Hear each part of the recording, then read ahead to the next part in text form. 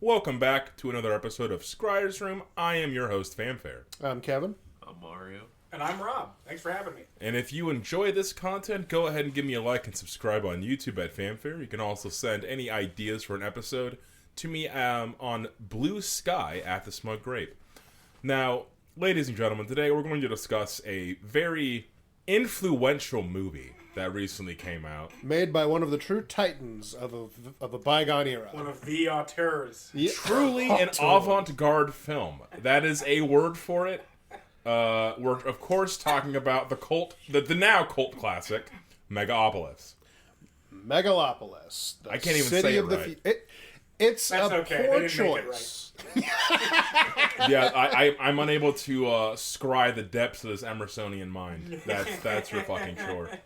So this movie, if any of you out there have not heard of it, Francis Ford Coppola, he made the Godfather movies, right? Oh, yeah.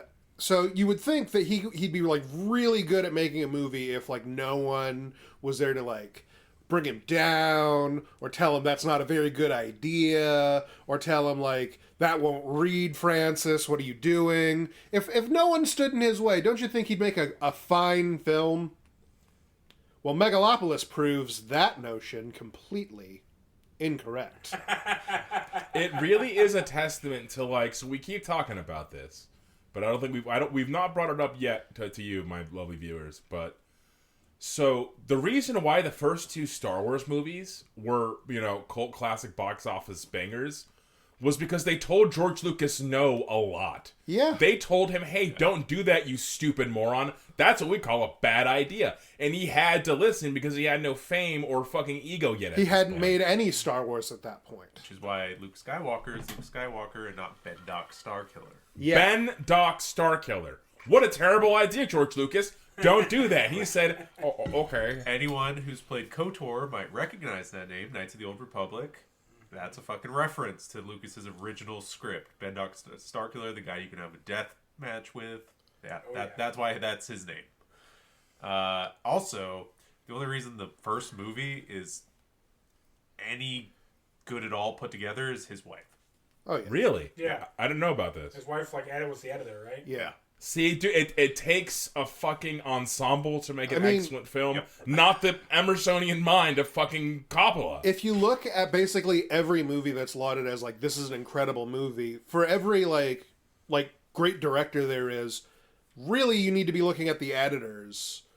For one, half the time they're female because I guess women are better at that one. You nailed it. Patton Oswalt has a great has a whole take line on this. about He has a this. great take on this. He has a whole stand-up bit talking about And I won't how, rehash yeah, all of that because you should listen to Patton Oswalt. don't want to fucking steal his thunder. But Coppola definitely did a lot of editing in this film himself, and it turns out you can be a lot of things in a film.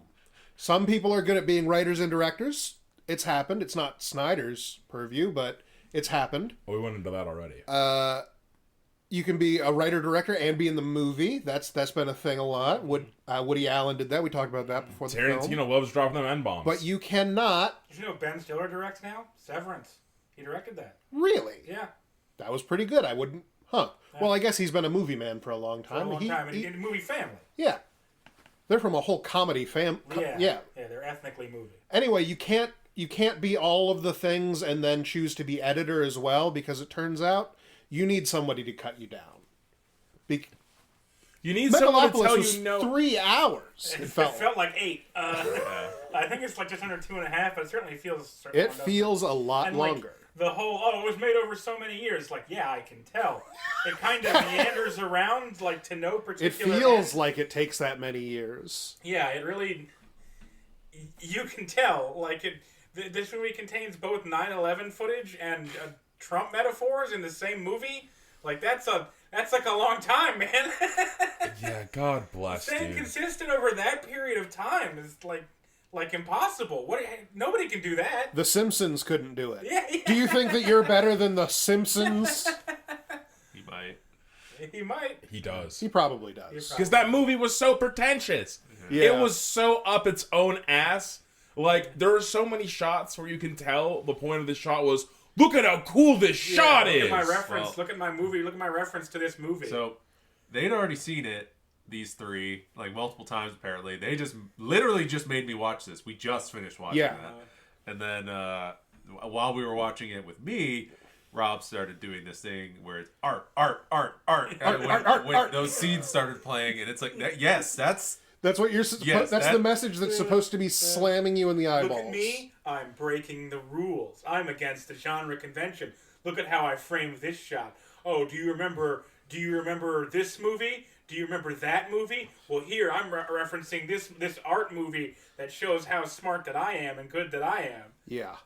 Avant garde. But mostly it's just kind of a mess. Like it's just kind of a mess. I'd say the best part of the movie, the most memorable parts of the movie by far, are Adam Driver's little dances. He's just kind of like vamping all the time. And him spurting out, like he'll just like fucking just jive in like a direction. Yeah, he'll just start wiggling. He gets silly. Wiggling is a good word for it. He gets Wiggling. on camera, and if dialogue's not coming out of him, he's getting silly. Yeah. And when you filter, he's in the background of other shots, getting silly in the background. And when you filter it to the knowledge that they did like 200 takes in some of these fucking shots. Oh yeah, this is all deliberate. Like, everything is a choice. And like Aubrey Plaza is like in direct competition with him and Shia LaBeouf to be the most ridiculous person. You can smell it.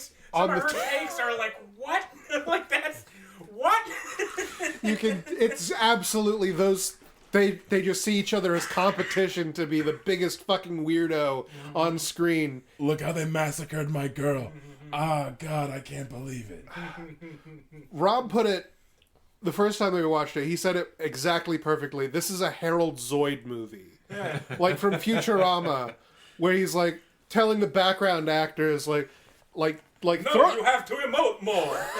Throw a pie or something. What is this, a morgue? Literally, he's wiggling through the background like in Futurama. Like that's the first thing it reminded me of. Yeah, I can't. It's the worst movie I've ever seen. Like, because, and the reason I say that, because that's a pretty bold claim. Right. Because they We've seen some spent, stinkers. like, when you factor in all of the variables, okay, it's like when you, okay, we talked previous on episode where I went to Nova Open, and I ended up ranking in, like, top 100, but I ended up scoring lower than people who played less games than me. Like, I won more games than people, but I ended up scoring lower because the people I beat were beaten a lot. Whereas the people they beat actually had a good win ratio. Right. So my victories mean less because I'm playing less good players. Strength of schedule is taken into account. And so when you do that with movies, This is the amount of time and resources and talent that went into Megalopolis for fucking that makes it the worst movie. It's got some of like the classic guys, like, and they're like, what is there for John Voight to do in this movie? The boner I got, like that, he's ridiculous. Like, and they used him like a comedy character. He pretends to have like a stroke or something. He pretends to be disabled for like what in real time, like 5 minutes. Yeah. Like entire plot arcs are introduced and resolved and then never heard from again. That just kind of keeps happening. Like the thing with Vesta, the pop star. Yeah. Is like, okay, here's this character. You know that she and the main character, you know that Adam Driver and she know each other.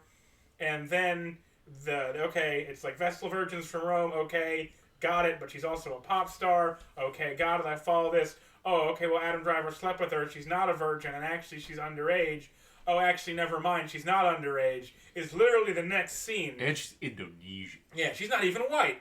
They do linger on like the reveal that she's Indonesian for genuinely minutes before they inform you that what they meant by that is that she's from Indonesia and lied about her age. So like this entire thing.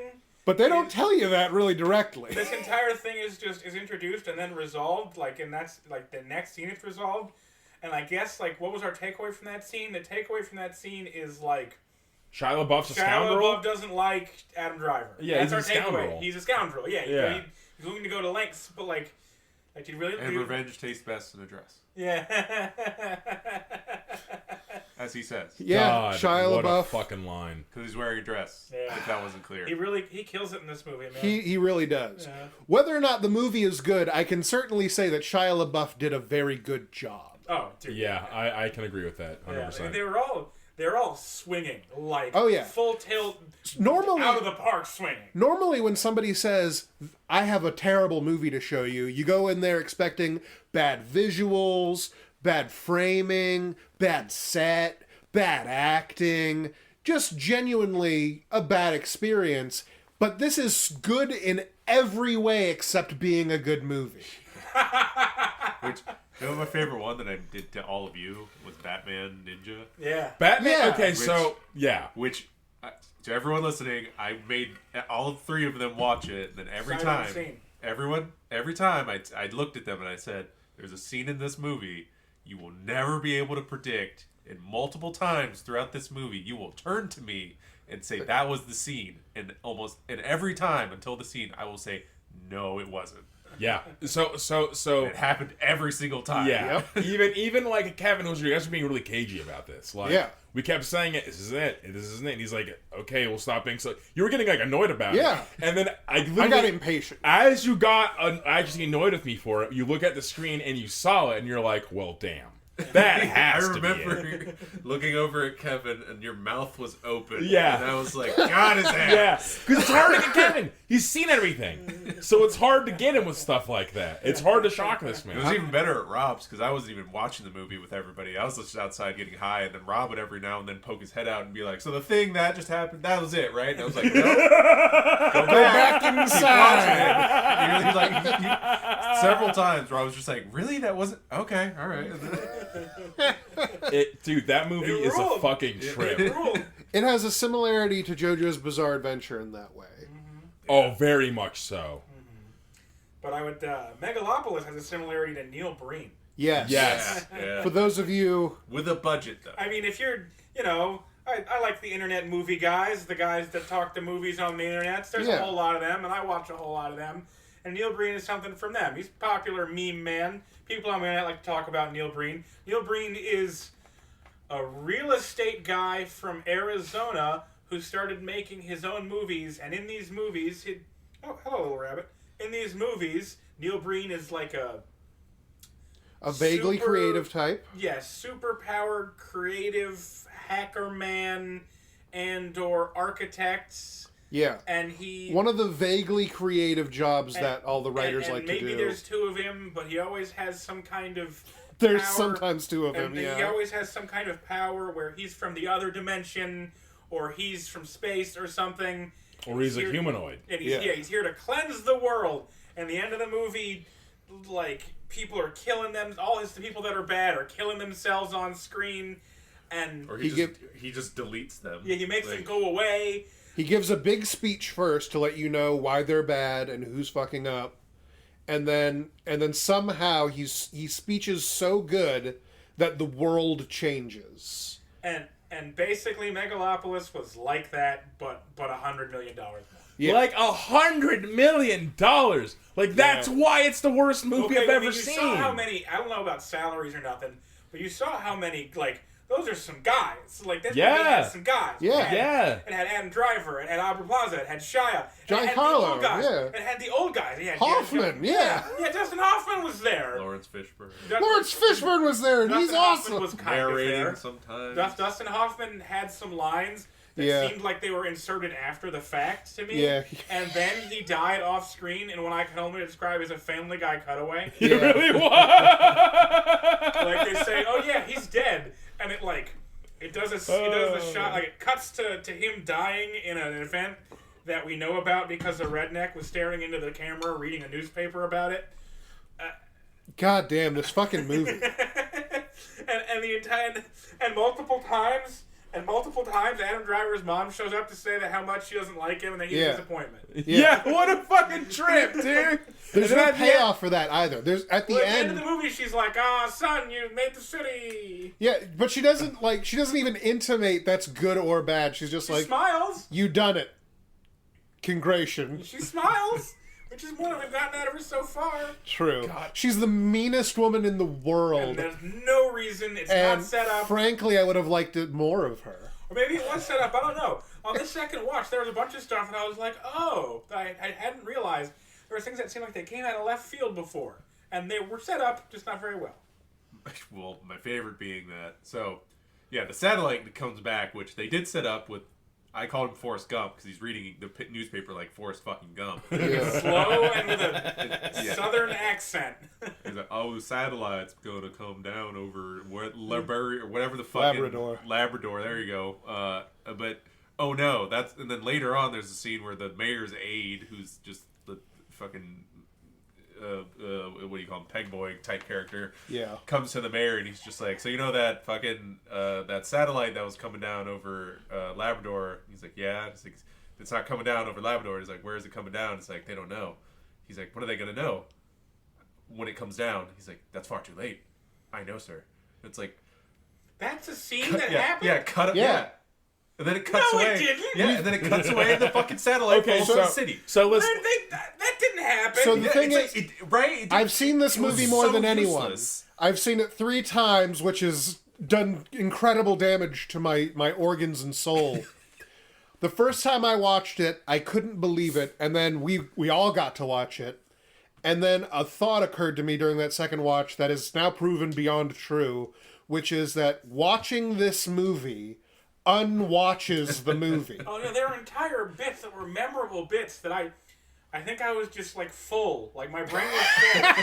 Because they just try to cram so much shit and they don't let anything breathe. It's just like it fills the buffer of your brain, and while it's transferring all Not this enough back RAM. out, other stuff just can't be retained. Like your brain is full of the memories of this right now, so like you get like 30 seconds of it, and the next 5 minutes are just like nothing. Nothing. It doesn't let itself breathe, and it's like subplot. Most of them culminating to nothing. Yeah. They just introduce it. Like, the chick's taking notes into her blue ring recorder. Yeah. That never pays off ever. Crazy shit. Yeah, it's like all for like 2 seconds. Like, they wanted this to be like a PI movie on top of being like a fucking...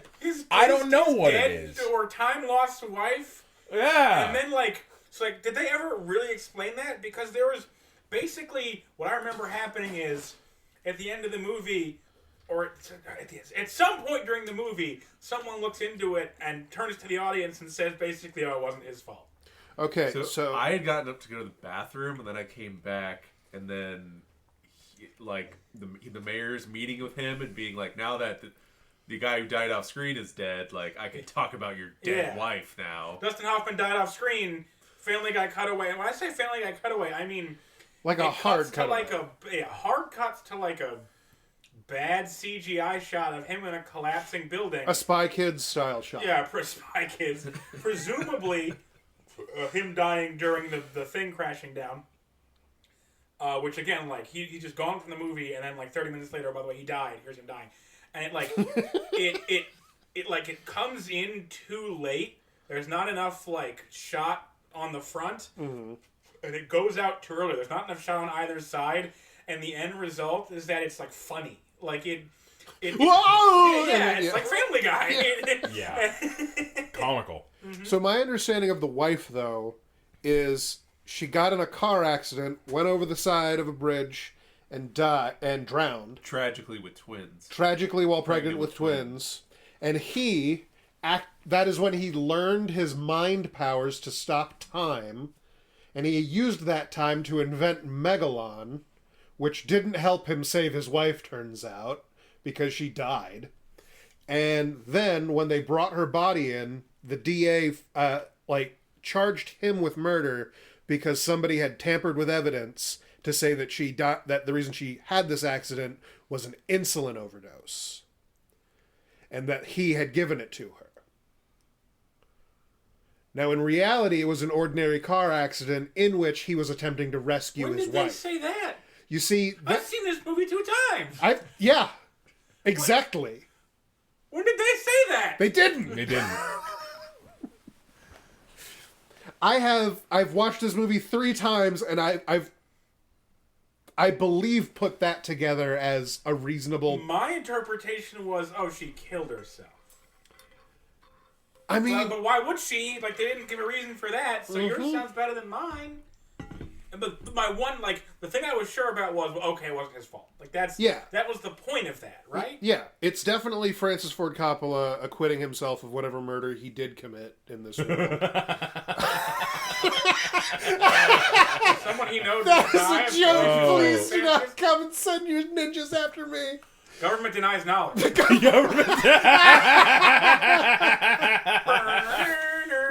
Yeah, that's the best. That's the best part about this fucking X-Files opening is it just flashes on the screen. Government denies knowledge. It's so fucking good. Oh man. That's Looking at a Coppola when we get home. What are you hiding? Francis, which he had the main character who is this all but omnipotent genius.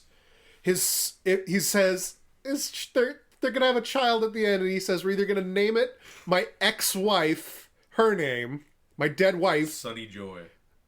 we're gonna name it after her, or if it's a boy, it'll be named Francis. And he all but looks into the camera to say, after the genius director of Megalopolis, a fable. And that's when they're in their, like, Megalon yurt that they're hanging out in? Yeah. Okay, so Which the material, like. Yeah. Now that we've brought up shameless self-plugs like that, The Fanatic.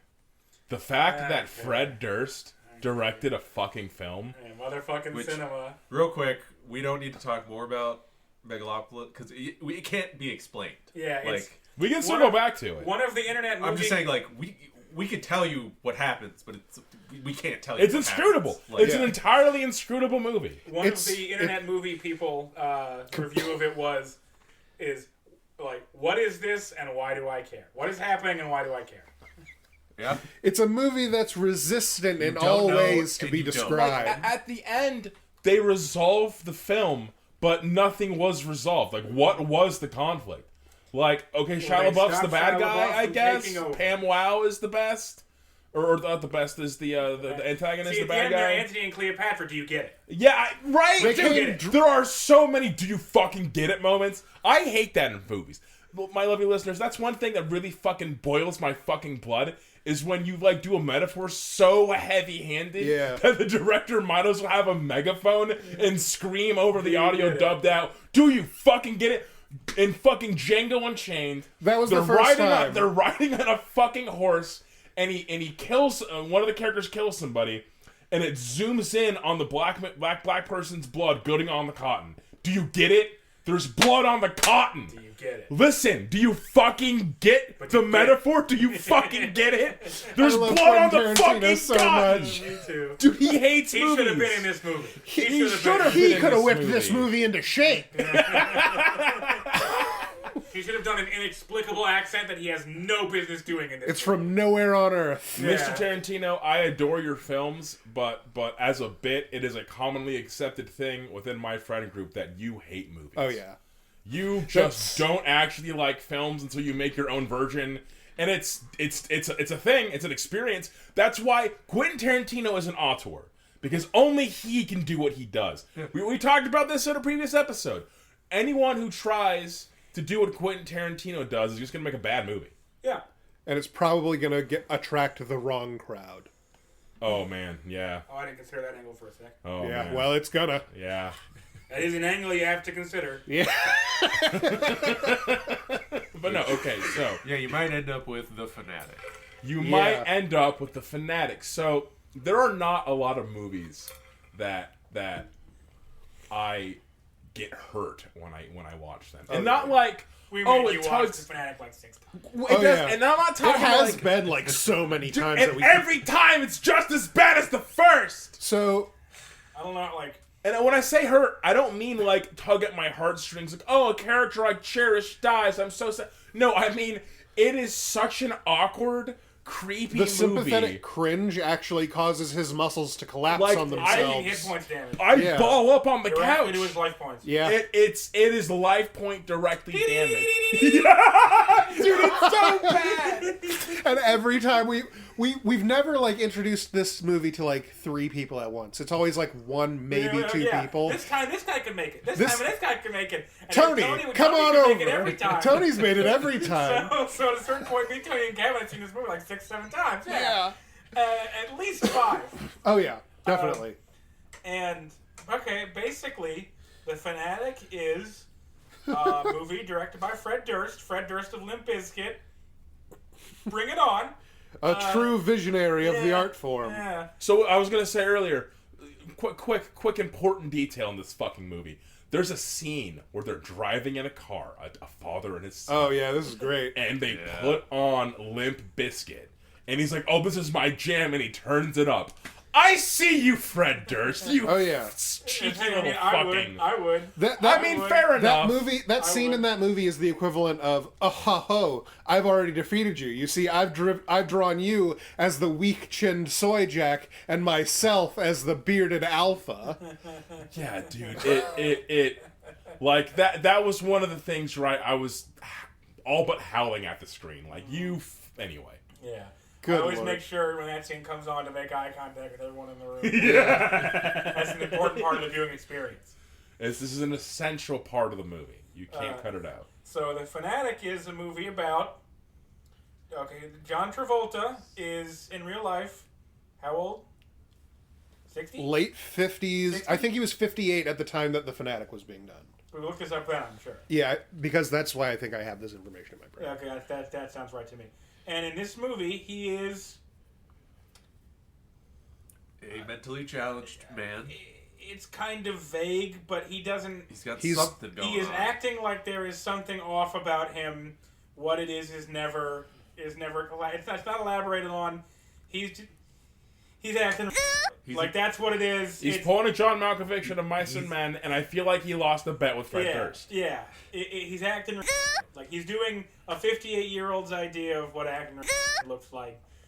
And it is what it is. They don't elaborate on it ever, but he's always... His mannerisms, his speech, the words he uses, you know what you're seeing, okay? There's no mistaking what you're seeing. He's not acting any other kind of way. One of his tics is he rubs his ear and he sniffs it. Mm-hmm. I forgot about that. It's Half-Life. What is it called? The fucking... When you take acid, it hits you again? Yeah. And what's his first line in the whole movie? What? He comes up to the fucking clerk and he's just, Jerry or whatever, I have to poop. Yeah. Yeah, that is! That is the Very first thing that comes out of his fucking you mouth. Blocked it out! So Yeah. you can see what we're saying. This is a John Travolta that is severely socially and perhaps intellectually disabled, and he is really swinging for it. Swinging to the fucking fences! And also, you need to see his haircut. Because, you need to if you can hear me talk, you need to Google John Travolta the Fanatic for me. That's like a really important part. You need to see his haircut because his haircut is part of it. I would describe his haircut as the top third of a page boy, where imagine a page boy haircut, but go to the temple and just cut a line all around at temple height. So what you have is kind of like the plant people from Mario Sunshine, like a little, not quite a Friar Tuck because he's not bald, but it's like if a Friar Tuck emanated from the top of his skull.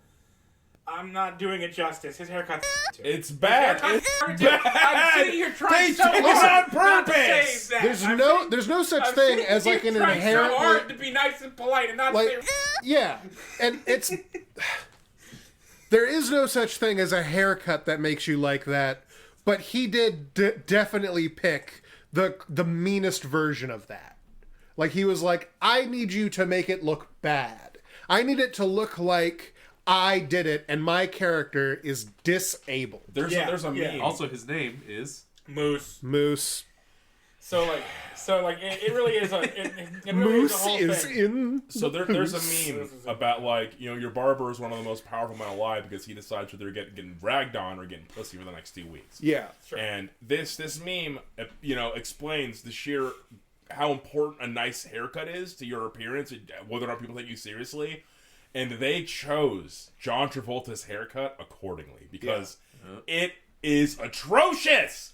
So he's Your enemy would have to cut that hair These for are the you. two aspects of his character. He's all the aforementioned things. He's kind of a social misfit. He doesn't really fit in anywhere. Probably, related. Yeah. And also, he likes movies. He likes horror movies. he likes them a lot. And then the commentary there is obvious. This is my fans. This is what my fans look like. The movie's called The Fanatic. You're a giant retard with a bad haircut. This is what fans... That's what you, outside the movie industry, us giant godly geniuses, such as Fred Durst, this is what you're like to us. Also, he loves movies, and he lives in Hollywood, and he's a street performer. Yeah, If God. you want to call it that. Oh, man. He dresses up as an English Bobby. Dude, I really did block this movie out because it's all coming back to me, and I hate accent. it. It's dynamite. You really gotta watch this movie. It's another movie that like it's bad in a completely different way than Megalopolis. It transcends cringe. Yeah, And imagine, person listening, John Travolta doing a terrible, him not actually trying, him doing his interpretation of a mentally handicapped man doing a British Bobby accent, and then going on the street of Hollywood and performing that to get money, and then they shoot a scene of after doing a quick montage of him, hitting the street with his stick and doing the bad British Bobby voice, then talking to someone who's giving him $1, and he's like, I'm not actually British. Yeah, he does. That's what we're talking about. So here. he's off, and he likes movies, and he really wants to meet a celebrity. He really wants to meet a specific celebrity, this guy that's in his horror movies he likes. yeah. And basically, he starts getting dangerous and stalkery to this celebrity because he's just the right combination of traits to not know any better / be willing to overlook how weird and he wants it is. his autograph because he got it the vest from the movie. Yeah, and there's a whole series of things that lead him to believe he's entitled to break into this guy's house. Because you, my fans, are dangerous. Yeah, or you will kill me. It's literally fuck, dude. But what about the maid? But what about the maid? I forgot about the moon. It's the most important part of the movie. It's how it ends, and I forgot about it. Which, that was one of my favorite parts. Yeah. The nosebleed? So, because he breaks into the guy's house, and then he accidentally kills the maid because he knocks her over. She bashes her head against a rock. She's lying there dead. Blood is coming out of her nose, and he's like, oh yeah, that's a nosebleed. You're going to want to wad up some toilet paper and put it up there. That's what I do normally. I'll take care of It's that. bad, but you can fix it. This Not movie, realizing that she's dead. This movie is supposed to be a psychological thriller, and it's just mean. Yeah. It's It's mean. like a horror movie shot where the villain is a dangerous played by John Travolta. Which is you, person watching. Yeah. It's you. But The underlying subtext of "and that's what I think of you" is It's really doing inescapable. damage. And you can't. I can't see it another way. Right. Also, between scene transitions, they do this really gross picture, like creepy chalk drawing, rapid chalk drawing. Yeah, the chalk And drawing. it's just so creepy and unsettling and unnecessary. Well, it's him drawing because he draws retarded too. Jesus Christ! This fucking movie!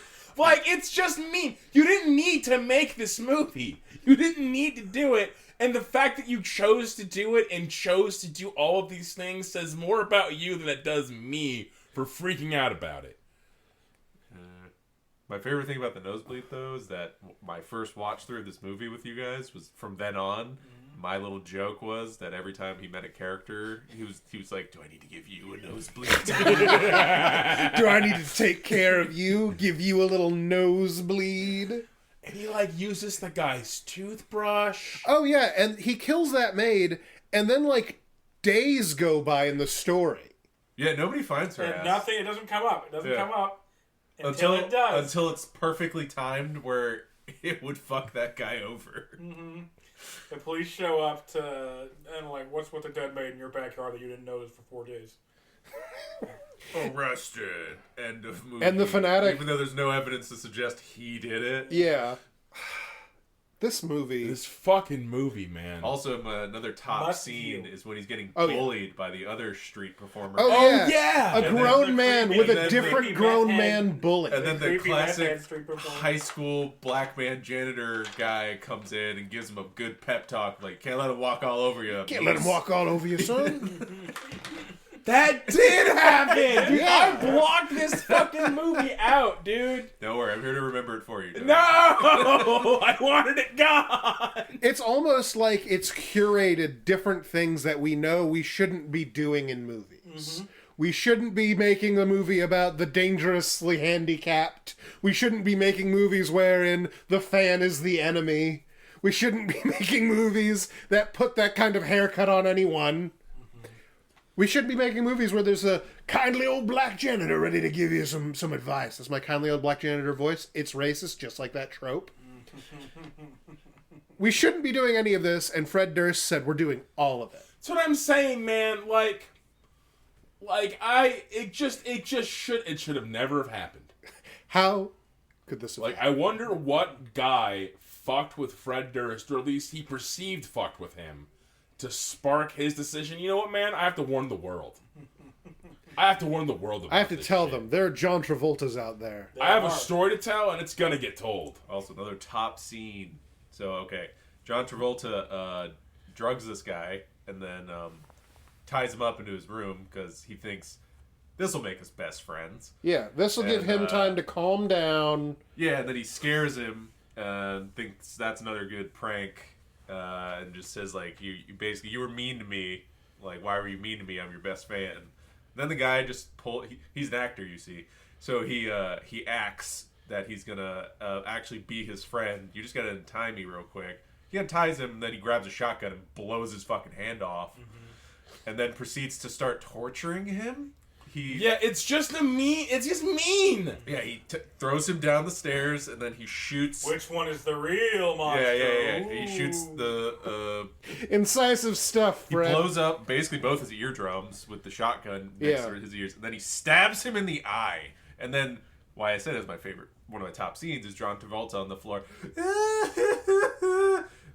just John Travolta doing that, like as his mentally challenged. He keeps man doing Crying like a voice. child. like a baby Yeah. lip thing, too. At which point, actor man is just like, perhaps I've gone too far.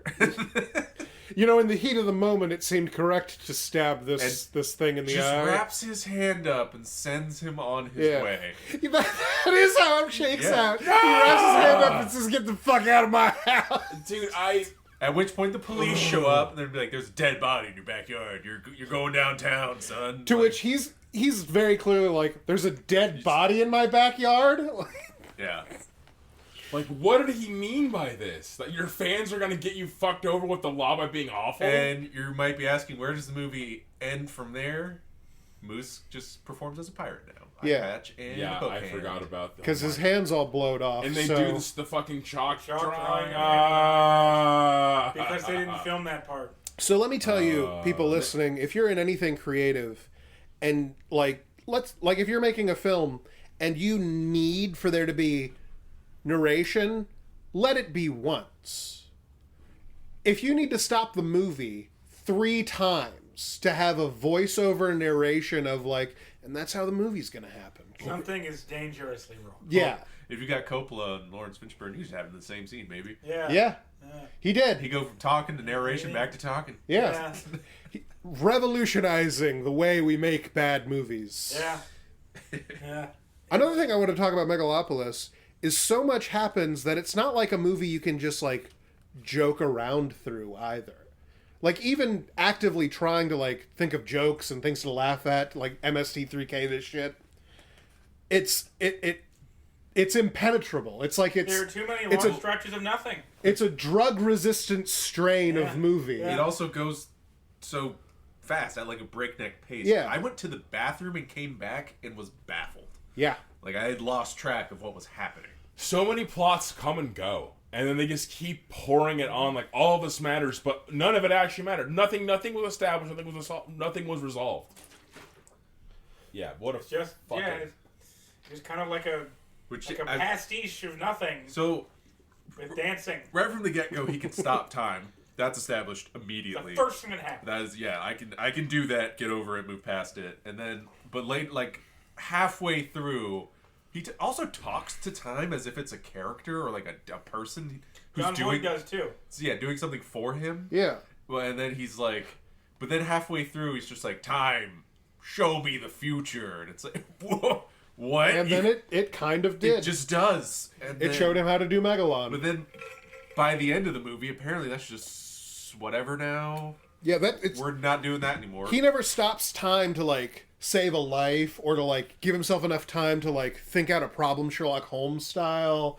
That's not what that's for. Stopping time and reversing time is for more important things, like watching a building be demolished or dropping a bottle of liquor in the nightclub behind a wedding.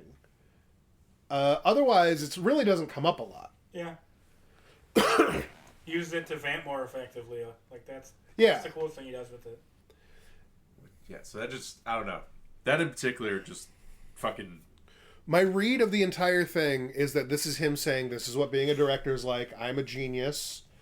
We are all these geniuses, and if you're this kind of genius, then you can stop time by really seeing the real meaning of things. And this is all just a masturbatory Francis Ford Coppola. This is me, and I am as a creative god, and I could give a speech that would turn a political riot into utopia. I'm a beautiful smart man. He also has his Mario Kart track. Oh Yeah. my god. Yeah. He has the sickest Mario Kart track of all time. Yeah, he does. So- That's his idea of the city of the future. Looks kind of like Hot Wheels to me. Yeah, it does. God bless. It's like always out of focus. Like, was it just me? Maybe my eyes don't work anymore. But No, like it seemed like it's supposed to all be like was, bloomy and it was always like out of focus. Like, Yeah. I don't know how else to describe it. It seemed blurry at all times. Megalopolis 2 starts with Adam Driver all tumory, and he's like, we didn't realize that the reason it was always slightly out of focus was a series of gamma rays emitting Gamma from rays, me. Yeah, I didn't like it. Yeah, no, it was... Ironically, it's a movie that I don't think I could like it, but I'd be willing to watch it again. Yeah. Yeah. Yeah. I would show it I to noticed someone. so much more on my second viewing. Like I was so distracted, and my brain was like full. Like it fills your brain up in 30 seconds, and it takes 5 minutes to process it all, and by then you're lost. And Yeah. that kept happening. I didn't even notice how crazy Aubrey Plaza was. Like she's every delivery, every line is like, what? Fucking just crazed. Yeah, like that. There's an odd take, and that just keeps happening. Yeah. Look how they massacred my girl. The important thing is that this didn't destroy anyone's careers because no one saw the film. Yeah. And only people who could afford the blow were involved, apparently. Which, huge missed opportunity. I feel like he didn't get Nick Cage in here. Nicolas Cage. Oh, he would have had a meal with any I don't role. think that he works with his uncle anymore. But that's like come on. I thought there was a thing that actually happened between them. Oh, I don't know. There's a few. I just knew that. I thought there They was. were related. I'm not aware. Oh. Yeah. I just felt like I'm ignorant of pop culture. he's like. I just feel like he would have really. I might be making it up. I don't know. He really would have fit the vibe, He would have. Really, Adam Driver's character he's played as a Nicolas Cage. Adam Driver is playing Nicolas Cage is playing Caesar. What's his last name? He's Caesar Catalina. Caesar Catalina. Everyone in this. Oh, by the way, This movie is like 20% Roman. At one point, Giancarlo Stanton and the character that's his daughter, I don't know her name, I'm sorry. They speak Latin to each other for like 3 lines. Yeah. But like their aesthetic is like Art Deco, but also Roman. Sort of. yeah. But with a touch of sci-fi. Like there's sometimes where like they're wearing like stuff that Palpatine would wear, and like, Yeah. and there's but other times they're wearing like a toga suit. Mario, And other times they're wearing a regular suit, but it has like laurel border, and like I think, because you know how in Rome, if you were important, you had the purple line on the outside of your toga to Yeah. indicate that like you're white on the inside, like everyone. Well, okay, Back up. Yeah. Your togas, the inside of your toga is white, the outside is purple, indicating you perform the duties of a king, but you yourself are not royal, nobody's royal. We don't do that shit anymore. Right. That's what the Romans used to do. Right. It was a symbol of equality at your core. Yeah, there you go. And I think, because they all had the gold border on their shit, right? Yeah. They were all, like, the leading families of the city, and they all had, like, they would wear, like, a black suit, but it would have this, like, I don't know how else to describe it, the Art Deco gold zigzag line, you know? Like, on their borders. And I was kind of thinking maybe on this watch through that was that. That was, like, the purple border. They had the gold border. Yeah. Maybe. Or maybe it was just, like, a consistent style. I don't know. Maybe I'm talking out of my ass here. But this movie, it's hard to say. Yeah. This movie involves a lot of talking out of your ass. That's the only way that it works. But, like, the way everyone looked was baffling. And multiple times, people seem to be getting caught up in their costumes, and they just left it in the movie. Yeah. People are wearing robes and stuff, and, like, they're getting stuck on the robes. Aubrey Plaza pulling down the statue, and the cloth getting stuck on the statue. The guy, that's like an actor, man. His name is, like, Jason something or Alan something. The guy who's the mayor's peg boy. Yeah. That's like an actor. He's in stuff. Yeah. And I don't remember his name, but... he's in a lot of Wes Anderson stuff. Yeah, he's in a lot, he was in Gemstones. I don't dislike this man. I feel bad not knowing his name. Yeah, I feel bad. Or even attempting to look it up. Yeah, we're rolling. I like him. He's good. But like he is like multiple times stuck on his own costume. Yeah. And it seems like a blooper, and they left it in. And I mean, we've read like articles and stuff that like this was a movie made like by a perfectionist where like every scene was done like 200 times or something ridiculous, some ridiculous number of takes. So everything's a choice. And it seems like they picked the wackiest take. Yeah. For everything. It seems like and that's why you have like all the internet. Go back to the club. Yeah. Entitles me. Entitles me. Yes. Yes. Dude, like what a troll. Me? Yeah, like that stuff is like. How many times do you think she said entitles me? Hundreds, probably. Also, at the end of that scene, when she's like, she says her final word, he like changes like. Oh yeah, he gets out of he stares at her for his like mourning emperor robe. Yeah, he takes off his emperor robe and puts on his suit jacket, his smoking jacket. But while he's doing it, he's staring at her in silence for like 45 seconds. There's so much. And then eventually he's like, "Follow me." What a fucking creep. And then this occurs in his office, which is accessible only by elevator because it is at the top of the Statue of Liberty, or something. It looks like where it is complicated. Yeah, it's a new Rome. Where else are you gonna put your Super Mario I-beam platforms that hang from nothingness? Which may or may not be there. You may just be imagining them with your Coppola vision. Well, you can't see them because you don't have the colored hexagons, Kevin. Yeah. Oh yeah. An integral No, part the of hexagon and spyglass combo. Yeah. That lets you see I-beams all over this city. Yeah. Multiple colors. God damn. You need multiple colored hexagons. Yeah. What a fucking. What a baffling movie, man. You really can't, like, just the inconsistency, just kind of like a pastiche is the wrong word. Or like a smear. Just like a smear of events. The TikTok. The TikToks. 2 or 3. I don't remember it happening one time, but it happens like 3 times. Yeah, it does. Like fully 15 minutes of this movie are split vertically into thirds, and sometimes the thirds will be 2/3 and 1/3, and sometimes it'll be 1/3 and 1/3, and a person will go from 1/3 to the other third, and all of those scenes, like where it's like a montage where it's 3 shots all at once, like 3. You know what it was? Shots, and just like being beaten in my head with hammers, just like just stuff. It was the Ang Lee Hulk vision where they're doing comic book mode. Oh yeah. That's what it was. Yeah. You know what I keep thinking of when you describe that? Art. 3 times art. Yeah, there's so many things that I'm pretty sure were an homage, but I'm too much of a Philistine to say, like, he was trying to do Truffaut in this scene. Like, I'm pretty sure he did The Graduate, and Dustin Hoffman was there, which makes me think that because there was, like, the through her legs thing, and I think that's The Graduate, right? And I'm pretty sure that's in... I'm viewing this movie through the lens that all of these things are fully intentional. That's my take on this. How probably. could they not be? Okay, so like after I made a joke about to Rob describe how like the set pieces worked, and then I compared it to if you just like whitewash Tim Burton with like modernist artsy bullshit, like, and then turned on all the lights. Like that's that's kind of how the set pieces look. It's very Gotham. Very shortly after that, he's inexplicably driving through the town, and then like Lady Liberty is falling over. She's or they go to the CGI district when all the statues fall over.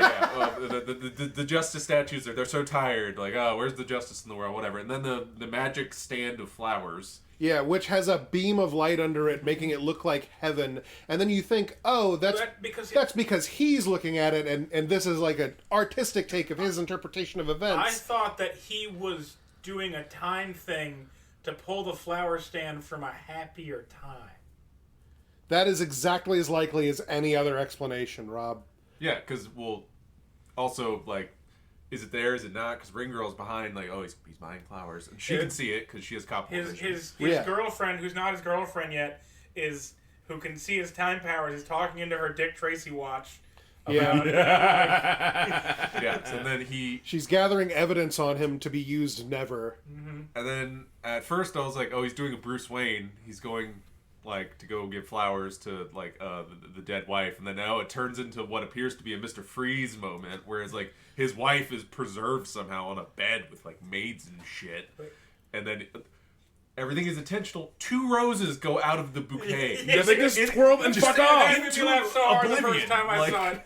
They just fuck off for no reason. Too many flowers in the shot. Take it out of there. Walked into the room and 2 roses like swoop up. That cannot be. Okay. It is impossible for that to be accidental. Okay. So, okay.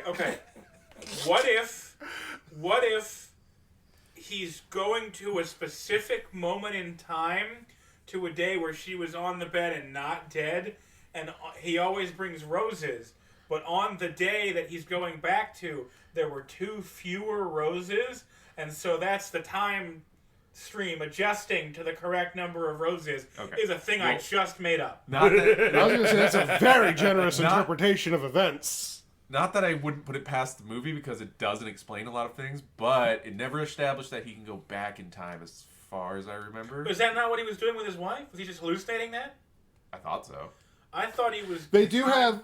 Rob said this the first time we watched it, and it almost killed me. There are multiple scenes where it just shows his wife's face in like a blue area, and it reads exactly like the episode of South Park with the shop teacher when he's remembering his wife and she's in live action, and she's like, "Don't worry, Richard, I'm a pilot." It's exactly like that. No, that's the first thing I thought of. Yeah, quit screwing around, you kids. What's going wrong? Which maybe, Rob, I don't know, but What's-Her-Face couldn't see it with her couple of vision, so maybe he is going to the past, because she shows up, or no, she does for a second, doesn't she? She can see it for a second, so I'm not sure if... Or no, she doesn't. She sees him pantomiming. Yeah, like, yeah. And she goes, he still loves her. And she's, like, shattered by this? Yeah. Like, this guy who, by the way, she's compiling evidence against right now. But it's a revelation to her that this man still loves his dead wife. Like, his tragically dead wife. Famously tragically dead wife. He still loves her. Shocking. Yeah. This movie is so impenetrable. Yeah. It's hard to talk about, man, because I don't remember. I've already forgotten. Yeah, we're collaborating, and you hear how often we're going like, "Oh yeah," that's because the movie has removed itself from our brains. Yeah. It cleans up behind itself. Yeah. It's so... like a good sled dog team. Yeah. It's just so thoroughly, like, nonsensical that you cannot remember it in a straight line. No. It's zigzagging constantly that we're like, I have to actively... I literally just watched this. Yeah. And I still have to, like, struggle to conjure up, like, scene by scene, it's just like an how did I remember plot. that? Like, The fucking I don't know if we mentioned the God material. He invented a God material. Oh yeah, that's what this whole movie's around. It does everything. Yeah. It can do all the things. This is like our best working effort. This is our combined theory of Megalopolis. Yeah. The unified theory of Megalopolis. The tragic accidental death of his wife caused in him a desperation so great that he was able to invent Megalon. Yes. Which is a future material that does everything. It's the God particle. It's indestructible, and it can grow and help everybody, and it's a smart material. It's what they make all the buildings out of that look like Mario Kart or maybe like a Sonic the Hedgehog course. Right. And the Frutiger Arrow material. Yeah, the Frutiger Arrow material. Yeah, it's just like if the side of an old iMac was stretchy. Yeah. And that's what the whole Megalopolis is. It's made of that. Yeah. And also, he gets like a prosthetic face made of it. And at first, it looks like a glowing gold skeleton face. But after X period of time, unclear, there's at least 5 time skips in this movie. Yeah, at least long enough to get married. It grows back, and he's fine. He looks normal after getting his face blown off. Because the Megalon has become part of him, and it just replicated his flesh perfectly, and it's all good. So... it does everything. It's all the everything. It makes an invisible dress, too, at one point. Yeah. Now that I think about it, it's not used for a whole lot across the movie. No, not really. Yeah. They showed a moving walkway. But he won a Nobel Prize for it, so it's impressive. Yeah. Right? Oh, yeah. Yeah. And that Nobel Prize that he didn't mention his mother, and his mother won't stop mentioning that he didn't mention his... She's the meanest woman in the world, and I would love a movie to be about her. Yeah. His mother is so mean to him, and it's for no reason. It's not even the mean to him like, oh, what a bitch. It's mean to him in ways that like you just ask, why would you say that to to anyone, much less your little boy? Yeah. He's like impressive. Like he just hates him. He hates his guts. Yeah. To his face. Mean is not the word for it. She hates him. Real quick. Kevin, pet my fucking rabbit, dude. Well, she jumped off last time. Oh, okay. I was gonna say you're just gonna let her fucking. Oh yeah, there. You're right. He's right. He was right. She wants to explore, and she likes the avenue of maneuverability that my body provides, like a skate park, but not to be given attention. To clear the confusion, I was watching. I'm sitting across a table from Kevin. Oh, and she just jumped up on his chest. Hi, baby. Dude, she's so cute. Look at her go. I'm like a skate park to her. Yeah. But no, she jumped up onto his lap, and he was just not petting her, and it really triggered me. But yeah, he was correct. Yeah, she doesn't want it. Oh, also, my rabbit Constance is a Constantine. We went to get her spayed. Yeah. And the vet calls and is like, oh, it's actually a neuter, because it's really hard to identify rabbits when they're babies. And I ordered one female rabbit, and by golly, they're trans now. Yep. Connie is still Constance. By the way, we're calling her Connie, is what I mean. We're calling her Connie. Yeah, even if it was Constantine, it would still be Connie. Nothing about Connie. her life has measurably changed, and it shall not. Yeah, and we're going to refer to them as a she, because I ordered one girl rabbit, and by golly, I'm going to have one. Now, on the off chance that at some point this rabbit is able to express to us its gender identity, like if there's like some sort of, I don't know, like a nanite supervirus that turns animals smart, or we get struck by lightning and switch minds, and we're now able to understand that was wrong, we'll correct. But until then, Connie's a sweet girl. Yeah, I'm going to be what the Republicans fear and forcibly make my rabbit trans. It's terrible. Yeah, it's truly an epidemic. Look at how cute, though. Dude, they're so cute. I want to put her in a pink bow. You know how cute rabbits are? They're so cute that they distract from Francis Ford Coppola's unbelievable tour de force. Really good segue back there. That's good stuff. Do. Yeah, I don't know. Like I would have to say it is the worst movie I've seen. I guess just because the metric of you spent $100 million of your own fucking money to do that. There's movies that, like, I would say have a lot of similar things that aren't bad because of them. This is the one movie that I can say it just doesn't have It being what makes a movie good. So I made a comparison to Synecdoche, New York, Yeah. which is a movie. So the difference is, I don't hate Megalopolis. You hate Megalopolis Schenectady? was an experience that made me laugh many times. Yeah. Synecdoche, New York, I just hate because I haven't seen it. it's more cohesive, but it is just as pretentious and artsy nonsense bullshit, and I felt like it wasted 2 or however many hours that movie is of my life. Oh, man. It's really fucking annoying. What's it about? A guy who writes plays and then is Oh, that's top-tier yeah. masturbation Yeah. material for the director. on. Yeah. which Everyone in the doing he the is movie, then really. given a grant to write like the craziest play of all, and then it turns in like throughout the movie their stage is they've constructed like a whole fucking city, Uh-huh. and it goes on for forever basically, and then he loses his family over it, like his like wife goes to like Amsterdam or some shit and gets like remarried, and then his daughter turns into a lesbian with his mom's like weird artist friend. Okay, that's much better than just with his mom. Yeah. Man. And it jumps around, like it's really fucking like unclear the timeline works and everything, like as if like he's lost track of time because he's so like into the working on the play and the set and the construction and everything, until he's an old man and the play hasn't happened, and then like it's like anarchy in his like false city or whatever, and then he just fucking dies. Which one of the worst scenes I fucking hate is his daughter is dying from like some sort of infection she's gotten because she had like full body tattoos because she was like a weird like voyeur performer. She got bad daughter AIDS, huh? Yeah, she had like full body. She would dance for like men in like a box. God bless that. That's a trope right there.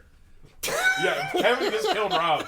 Kevin just killed Rob. That came out of me automatically. I didn't actually mean to say anything. And the weird lesbian like mom's friend lady like blames him somehow Right. for being a bad dad, and then like on her deathbed, and then there's some sort of weird implication that like he may or may not have been gay, like with some like chick, but maybe it was actually a dude. Who knows? It's artsy bullshit. And My then last thought on my deathbed. her daughter Was it gay to fuck that trans girl? his daughter makes him apologize for fucking a guy basically, and then she says, "I don't forgive you," and then dies. Well, I don't know. That's kind of funny. Yeah, that's so But no, funny. it's played so seriously and so sadly, and it's fucking Hoffman, like, who's a really good fucking actor. So he's Yeah. And the connections keep stacking up. he's putting it all in there, like, and He it completely misses. I was so mad at, like, especially that scene happened where he's like crying, like apologizing for a thing he says he didn't do. And then she's like, "I don't forgive you." Blah. So I was so mad. Died like South Park. No, she like fucking like she has like tattoos of like plants and shit. They curl into like ash and like off her skin and shit. It's she was killed by a wizard. I hate the movie. It's full of artsy nonsense. Yeah. Like he and this other chick get in a relationship. They get in a house. She helps. She's like his assistant. Mm. And then they have a house. And then every time they're in the house is just on fire. What? But it's not actually on fire. Right, it's metaphorical.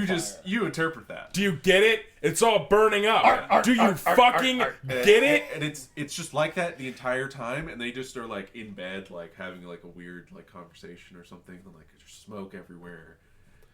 Do you get it? It's a hostile So situation, mad. Mario. So mad. Do you fucking You gotta be get careful like that. When all those magic tattoos go off all at once, that's dangerous. Yeah. Spell feedback could cause a wild magic there. Fucking. This is a regular movie about wizards, actually. Anyway, This comes from the wizard dimension where everyone's wizards. this went off on a little segue. It's just like it's similar in the vein of that. It's very pretentious. It's very artsy, and I hate it. So, But genuinely... I don't hate Megalopolis. Megalopolis was at least a little bit fun. So in movies, books, comics, anime, everything, if you want to like identify when the story goes from being like good or even like just regular to outright masturbation, when the main character's job is vaguely creative in a way that like you assume a creative person would be in that role, and therefore that person is a genius who you are not allowed to say is wrong. That is fully, and by the way, that happens so often. Half of Stephen King's works, if this was a rule of like, you're not getting published if that's in it, his works would be cut down at the knee at least.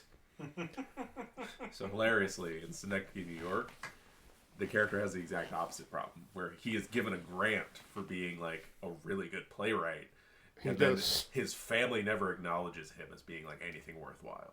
His wife, right? Because really, this is a metaphor about how I'm a genius and my family doesn't get it. That's why it's okay that I let my daughter die of probably hepatitis, if we're to believe this is biographical.